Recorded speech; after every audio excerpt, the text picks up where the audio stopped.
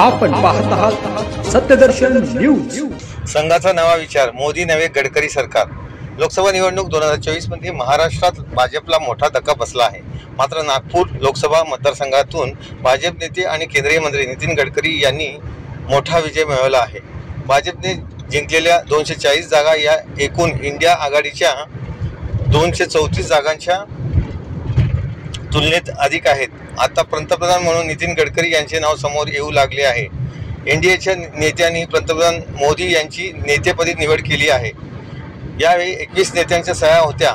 यातच जर केंद्रात एनडीएचे सरकार स्थापन होणार असेल तर पंतप्रधान पदासाठी गडकरी यांच्यापेक्षा चांगला पर्याय समोर असू शकत नाही, अशी प्रतिक्रिया बिहारमधील पूर्णिया मतदारसंघातून अपक्ष निवडणूक लढवत विजयी झालेले पप्पू यादव यांनी दिली आहे।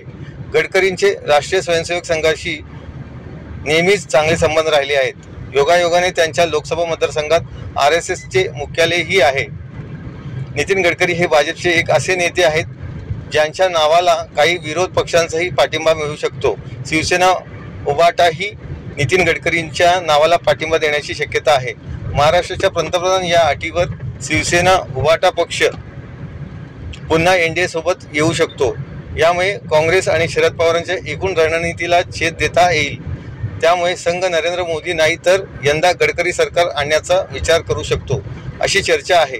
भाजप बहुमताचा आकडा गाठण्यात कमी पडल्याने नरेंद्र मोदीच्या पंतप्रधानाच्या तिसऱ्या कार्यकाळावर प्रश्न निर्माण होतात दिसत आहे। विशेषतः त्यांनी कधीही अल्पमतातल्या सरकारचे नेतृत्व केलेले नाही। लोकसभा निवडणुकीतील निराशाजनक निकालानंतर संघ यावर विचार करू शकते।